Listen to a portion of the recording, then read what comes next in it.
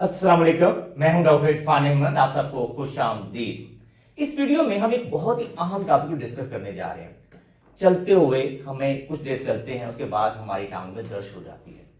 हम एमआरआई करवाते हैं, कोई समझ नहीं आती कि भाई दर्द क्यों आ रही है। एमआरआई भी क्लियर है, हम एक्सरे करवाते हैं, वो भी क्लियर है। हम ऑर्थोपेडिक सर्जन के पास जाते हैं, वो कहते हैं सब ठीक है। लेकिन हमारा मसला ये रहता है कि हम चंद कदम चलते हैं, 10 मिनट चलते हैं, 5 मिनट चलते हैं, हमारी टांग में दर्द शिद्दत इख्तियार कर जाती है। ये ध्यान रखिए कि ऐसी दर्दों की एक बड़ी वजह क्लॉडिकेशन या इंटरमिटेंट क्लॉडिकेशन होती है। ये बेसिकली मेडिकल टर्मिनोलॉजी है। इसका मतलब ये है कि हमारे खून की जो शरियानें हैं, जो ब्लड लेके जा रही हैं, उनके अंदर थोड़ी सी नैरिंग हो जाती है, वो सुकड़ जाती है। इस टॉपिक को डिस्कस करने के लिए मेरे साथ मौजूद है डॉक्टर उस्मान, जो गुज़श्ता 16 साल से बेशुमार क्लॉडिकेशन के मरीजों को ठीक कर चुके हैं और ये कोशिश होती है कि ऐसे मरीजों को लाइफस्टाइल मॉडिफिकेशन ठीक करें। आज की इस वीडियो में हम उसे पूछेंगे कि क्लॉडिकेशन क्या होती है, इसकी वजूहात क्या होती हैं, इसको आसानी से घर में कैसे ट्रीट किया जा सकता है, और अगर आसानी से घर में ठीक ना किया जा सके तो इसके बेहतर सर्जिकल ऑप्शन क्या है। तो सबसे पहले डॉक्टर साहब, हम अपना इंट्रोडक्शन करवाइए सकते हैं, आप कहाँ पे काम कर रहे हैं? जी अस्सलाम वालेकुम जी, मैं डॉक्टर उस्मान जमील हूँ। मैं एक वेस्कुलर सर्जन हूँ। मैं एक as an assistant professor in vascular surgery काम कर रहा हूँ शालीमार हॉस्पिटल। वाह माशाल्लाह। उसके अलावा होराइजन हॉस्पिटल है, यहाँ पे मैं अपनी प्रैक्टिस करता हूँ। फारूक हॉस्पिटल में अपनी प्रैक्टिस करता हूँ। जबरदस्त। और काफी अच्छे से कर रहा हूँ। माशाल्लाह। डॉक्टर साहब, ये बड़ा एक कंफ्यूजिंग टॉपिक है। एज ए फिजियोथेरेपी हम देखते हैं कि कई दफा पेशेंट बेचारा कहता है जी हमें टांगों में दर्द है, हम बहुत से एवेल्यूएशन कर रहे होते हैं, लेकिन समझ नहीं आती है क्यों दर्द है। वो कई दफा वो एक यंग आदमी है, वेट भी कई दफा ठीक होता है। तो आप ये क्लॉडिकेशन किस तरह एक्सप्लेन करेंगे, ये है क्या चीज? देखिए, क्लॉडिकेशन एक सिम्टम होता है, ठीक है, जिसमें क्लॉडिकेशन का मतलब होता है लिम्पिंग। आप चलते हैं, थोड़ी बार लिम्प करना शुरू कर देते हैं, तकलीफ की वजह से, दर्द की वजह से। ओके। होता क्यों है? क्योंकि आपके जिस्म के अंदर जो शरियानें हैं, जो दिल से खून लेके आ रही है टांगों की तरफ, उनके अंदर या तो कोई बंदिश है, अच्छा, या वो सुकड़ गई है। सही। बहुत सारी वजूहात हैं, बहुत सारे रिस्क फैक्टर्स हैं, इनकी वजह से ये हो जाता है। सही। अब जिस तरह हार्ट को ब्लड की सप्लाई ना मिले तो हम कहते हैं जी इंजाइना, सीने में दर्द, इंजाइना। तो क्लॉडिकेशन बेसिकली टांगों का इंजाइना है। सबसे सिंपलेस्ट टर्म जो आप बता सकते हैं कि क्लॉडिकेशन बेसिकली टांगों का इंजाइना है। सही हो गया। कि मसल्स बता रहे हैं, तकलीफ हो रही है कि जी हमें सफिशिएंट खून नहीं मिल रहा। सही है। और हम लिहाजा उनको मतलब खुराक नहीं मिल रही, ऑक्सीजन नहीं मिल रही, और जिसकी वजह से फिर क्लॉडिकेशन सही होती है। सही। अच्छा, ये बताइए कि क्लॉडिकेशन अपने बहुत से काजज होते हैं, तो उनमें से अगर मेजर काज अगर आप बात करें, 2 से 3 हमें बताएं कि जो आम फैम बंदा है वो समझ सके क्या वजह है कि वो। देखिए, सबसे जो क्लॉडिकेशन सिम्टम होता है पेरिफेरल वास्कुलर डिजीज का एक। दूसरी एक और चीज होती है जो काफी रेयर है, वो आपके स्मोकर्स के अंदर जो होते टिपिकली होता है कि 30 साल का लड़का, 40 साल का बंदा, और वो आपके पास आ जाता है कि जी कि मेरी टांग में चलते हुए शदीद तकलीफ हो रही है, या इवन इस तरह मसाइल हो रहे हैं, तो वो बेसिकली बर्जस डिजीज होती है। ये 2 मेन है। इसमें ज्यादा इंपॉर्टेंट होता है कि रिस्क फैक्टर्स क्या है। जो भी हमारे पास पेशेंट आता है उसमें हम देखते हैं, उसको एग्जामिन करते हैं, तो उसमें सबसे इंपॉर्टेंट चीज हमें ये देखनी होती है कि रिस्क फैक्टर्स बीच में क्या क्या है।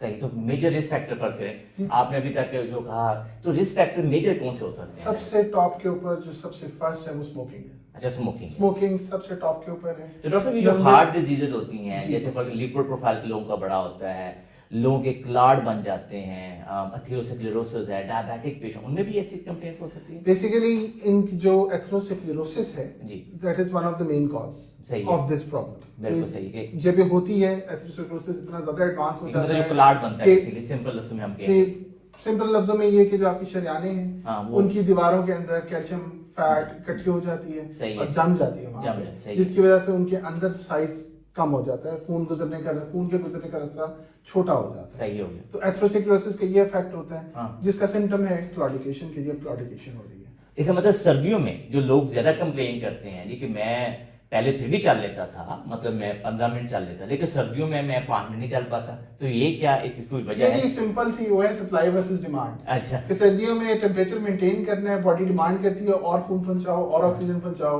वो जो इस तंगी की वजह से पहुंच नहीं पाता, और इसलिए सिम्टम्स ज्यादा हो जाते हैं। सही। तो डॉक्टर साहब, ये बताइए कि अब किसी बंदे को डायग्नोसिस हो, किसी को है ये मसला, तो क्योंकि उसने एमआरआई भी करवा लिया, एक्सरे भी करवा लिया, तो आप लोग उसको कैसे तशखीस करते हैं? आप लोगों के वाकई क्लॉडिकेशन ही हुई है? हम सबसे पहले तो एग्जामिनेशन करते हैं। एग्जामिनेशन में हमें पता लगता है कि जी नब्ज नहीं आ रही, अच्छा, ठीक या है। नब्ज कम आ रही सही है। हो फिर गया। उससे जो अगला स्टेप होता है वो एक बड़ा सिंपल सा टेस्ट है, उसको कहते हैं ABI, एंकल ब्रेकल इंडेक्स, जो हमें ये बता देता है कि कितना इफेक्टिवली खून नीचे आ रहा है। वो क्या नीचे चीज पहुंच है, थोड़ा सा सिंपल करके बताएंगे? उसमें बेसिकली हम अल्ट्रासाउंड के जरिए हाँ, ब्लड हाँ। प्रेशर मेजर करते हैं, ओके। और टांग का ब्लड सही। प्रेशर मेजर करते हैं, हम्म। और बाजू का ब्लड प्रेशर मेजर करते हैं, और फिर उसकी एक रेशो निकालते हैं, सही हो गया। जो हमें बता देते हैं कि जी बाजू के मुकाबले में टांग में कितने परसेंट। तो ये आप एक वेस्कुलर सर्जन करता है या कि रेडियोलॉजिस्ट करता है? ये नहीं, ये वेस्कुलर सर्जन। ये वेस्कुलर ये vascular सर्जन, surgeon ठीक हो करते हैं। गया। आगे फिर नेक्स्ट स्टेप में ये होता है कि हम रेडियोलॉजिस्ट के पास भेजते हैं कि ये अब एक प्रॉपर फुल फ्लेज अल्ट्रासाउंड करके हमें ठीक बताए है। कि खून कहाँ कहाँ पे हाँ। किस स्पीड से जा रहा है, सही हो गया। और कहीं पे ब्लॉकेज तो नहीं है, कहीं पे ओके। श्रिंकेज तो नहीं है, वो हमें फिर रेडियोलॉजिस्ट बताता है। सही हो गया, ठीक है।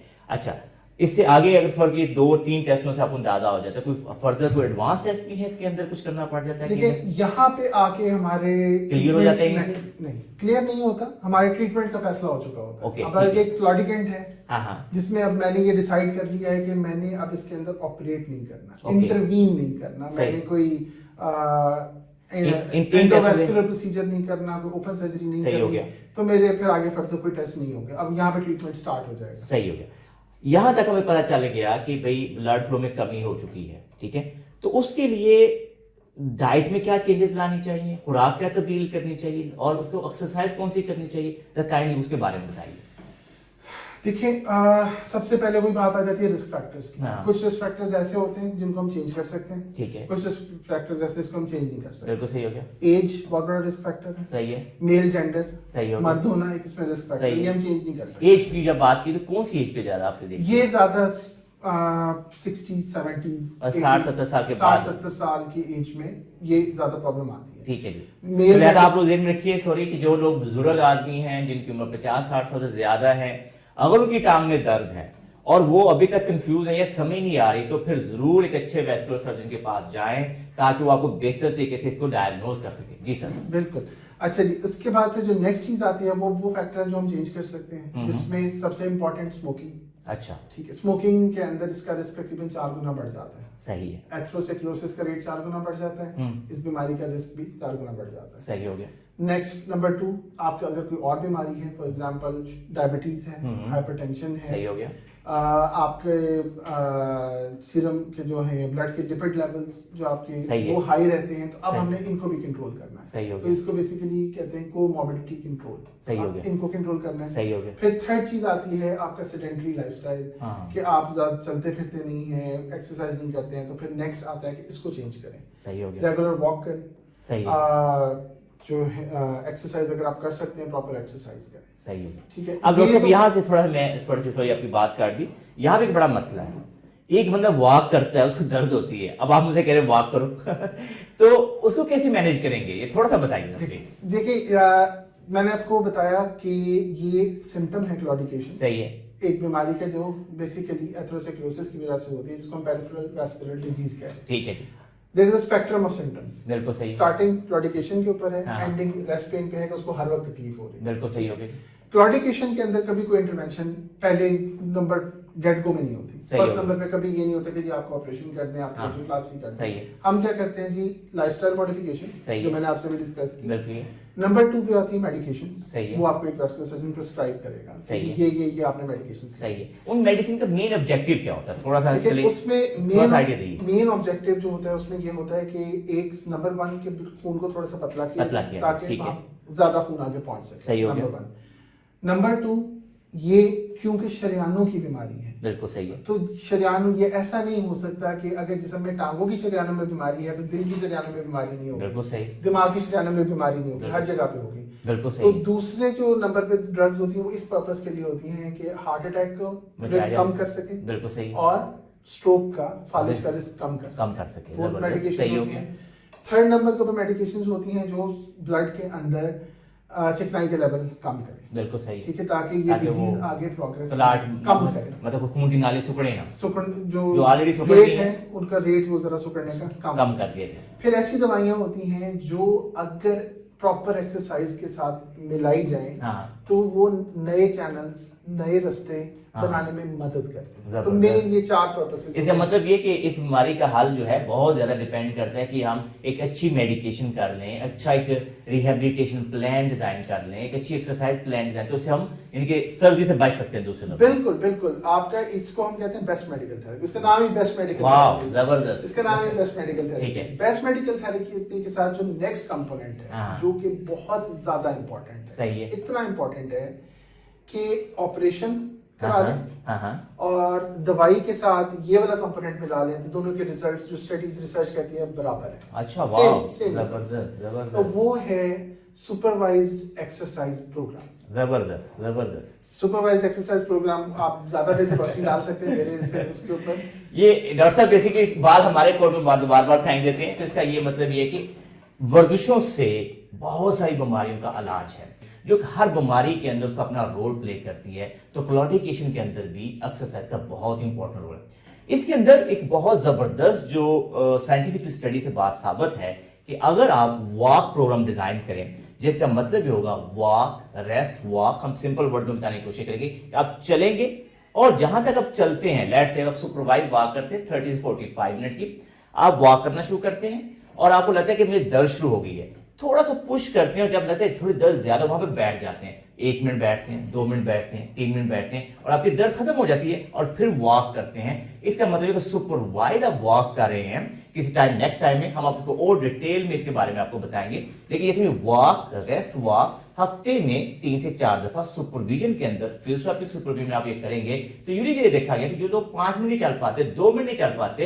1 से 2 माह की रिहेबिलिटेशन के बाद 1 से 2 किलोमीटर चलने के काबिल हो जाते हैं। तो इसलिए अगर आपको ये डायग्नोसिस क्लियर है तो सबसे पहले आपने लाइफस्टाइल मॉडिफिकेशन करनी है, एक अच्छे फिजियोथेरेपिस्ट के सुपरविजन में आपने प्रॉपर रिहेबिलिटेशन प्लान को फॉलो करना है। अच्छा डॉक्टर साहब, ये तो हो गया कि जी नेचुरल वे से ठीक हो सकते हैं, वर्जिशों से ठीक हो सकते हैं, लेकिन अब आ गया है कि भाई ये नहीं ठीक हो रहा बंदा, मसला बढ़ गया, बेचारा एक दो कदम नहीं चल पाता, इतनी शदीद दर्द शुरू होती है, उसकी नालियां सुकड़ गई हैं, तो वहां पे टांगों की दर्द खत्म के लिए सर्जरी में क्या ऑप्शन है हमारे पास? देखिए, इसको फिर कहते हैं सीवियर क्लॉडिकेशन, जो सही। रिस्पांस नहीं दे रहा, क्लॉडिकेशन बढ़ रही है, यहाँ पे फिर अब जो है ना हमें अपनी थेरेपी को एस्केलेट करना पड़ता है। सही है। फिर यहाँ पे अब हम क्या करते हैं कि हम इसके अंदर और टेस्ट कराते हैं। अब आपने एक रास्ता है, नालियां हैं, उनको सही आपने है। रिपेयर करना है, तो पहले आपने ये देखना है कि कहाँ पे क्या खराबी है। बिल्कुल सही तो है। उसके लिए सबसे बेसिक टेस्ट होता है वो सीटी एंजियोग्राम होता है। सीटी, ठीक है। सीटी स्कैन होता है जिसमें डाई के साथ करते हैं, जिसमें पूरा जिस तरह कहते हैं लाइट बल्ब की तरह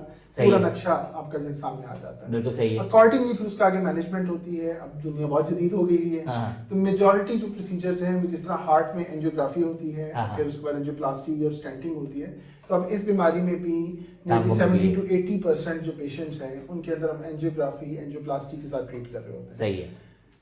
कुछ पेशेंट्स ऐसे हैं जो जिनमें ये इधर क्या होता है कि ये फेल हो जाती है, सही है। कि नहीं कर पाते, बहुत थोड़ी परसेंटेज है कि वो रिजल्ट्स नहीं मिलते जो हमें चाहिए, या उनकी बीमारी इतनी ज्यादा है कि उनमें एंजियोप्लास्टी नहीं हो सकती। सही है। उनमें फिर बाईपास, जिस तरह अगेन हार्ट में बाईपास होते हैं, सही है। एंजियोप्लास्टी होती है। तो डॉक्टर साहब, पाकिस्तान में आप लोग करते हैं? जी बिल्कुल, बाईपास, बहुत मतलब लेग्स के ऊपर ये सारी सर्जरीज हो रही हैं? जी बिल्कुल बिल्कुल। जबरदस्त, जबरदस्त। तो ये ध्यान रखिए कि luckily we are live in those countries कि यहाँ पे मेडिकल बहुत एडवांस है। ये ध्यान रखिए, पाकिस्तान एक ऐसा कंट्री है यहाँ पे almost all latest treatment option है। अगर क्लॉडिकेशन है और आपके खून की नालियां सुकड़ी हुई हैं, तो ऐसा मतलब ये नहीं कि पाकिस्तान में इसका इलाज नहीं है। डॉक्टर उस्मान जैसे कॉम्पिटेंट वेस्कुलर सर्जन हैं जो इसको बड़ी आसानी से, बड़े अच्छे तरीके से मैनेज करें। मैं उम्मीद करता हूं कि जिन लोगों में टांग की दर्द है, क्लॉडिकेशन है, उनको इस वीडियो से जरूर फायदा मिला होगा। अगर आपको ये हमारी वीडियो पसंद आई है तो इसको लाइक और शेयर कीजिए, हमारे चैनल को सब्सक्राइब कीजिए और बेल आइकन को जरूर क्लिक कीजिए ताकि आपको हमारी नई वीडियोस के बारे में आगाही हो। अल्लाह हम सबका हामी और नासिर हो। अल्लाह हाफिज।